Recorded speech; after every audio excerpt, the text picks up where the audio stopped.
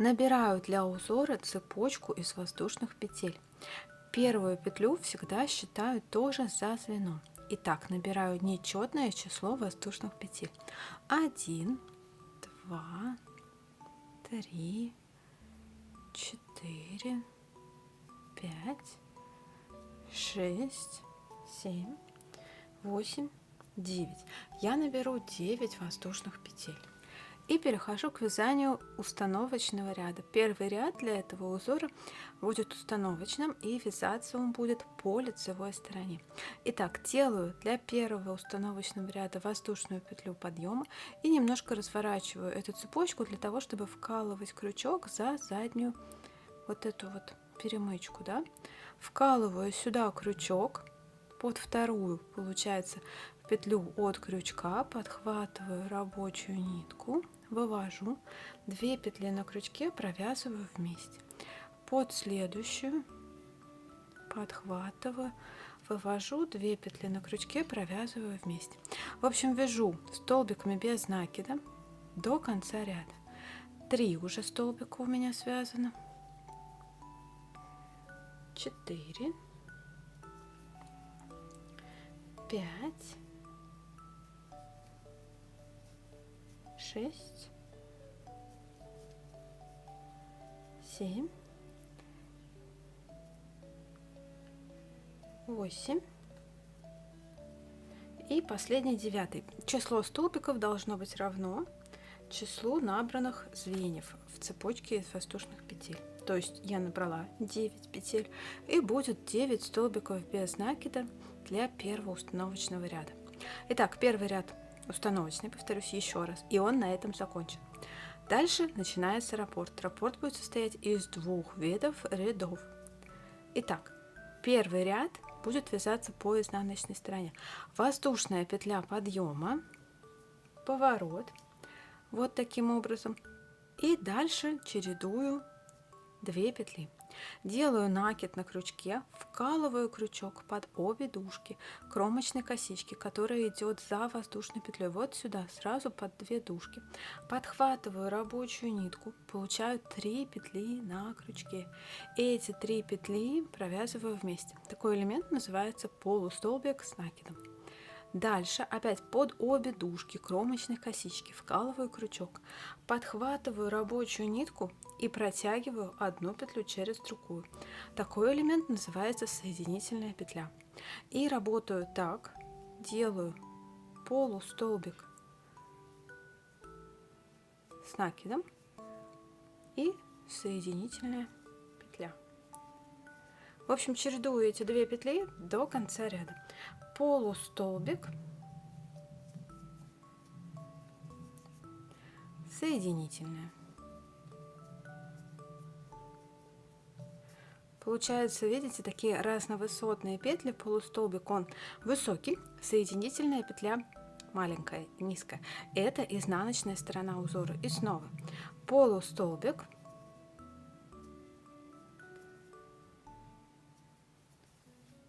и соединительная петля. Подхожу к концу ряда, и здесь в конце ряд должен закончиться тоже полустолбиком с накидом. Вот, делаю в последнюю точку полустолбик с накидом, и вот что получается.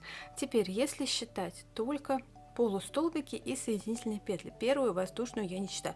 1, 2, 3, 4, 5, 6, 7, 8, 9. Получается тоже 9 петель.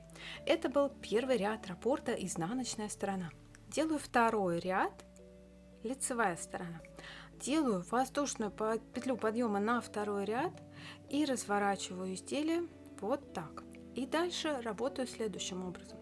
Я буду вкалывать крючок за дальнюю полукосичку. Вот так, видите? Кромочная коса, у нее 2 дужки, одна и вторая. Вот так в этом ряду вкалывать не надо. Вкладываю за дальнюю дужку, подхватываю рабочую нитку, 2 петли на крючке, провязываю их вместе. Это столбик без накида. В следующую точку опять за дальнюю полукосичку. Подхватываю, провязываю. Это 2, опять. Это 3 и опять. Это 4. Здесь будет тоже 9 столбиков без накида. 5, 6, 7, 8 и 9. И второй ряд на этом готов. И вот, соответственно, раппорт этого узора. Возвращаемся к первому ряду и повторяем с первого по второй ряд. Снова воздушная петля подъема, поворот. И снова начинаю ряд с полустолбика с накидом. Полустолбик, соединительная петля. И опять полустолбик. И опять соединительная петля. И снова полустолбик. Полустолбик с накидом, конечно же.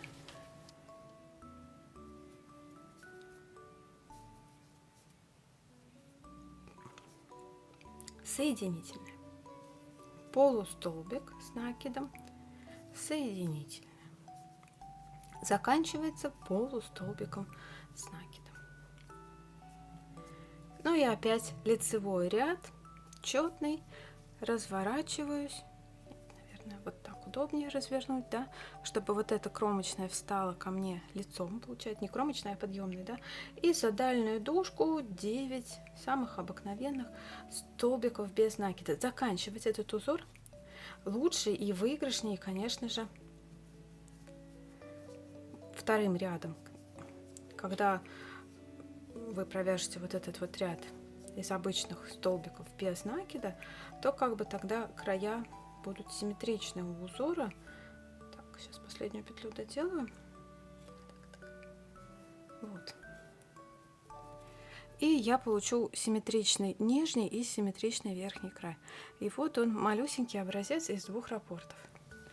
А вот так выглядит этот узор уже в изделии побольше. Смотрите. Его изнанка.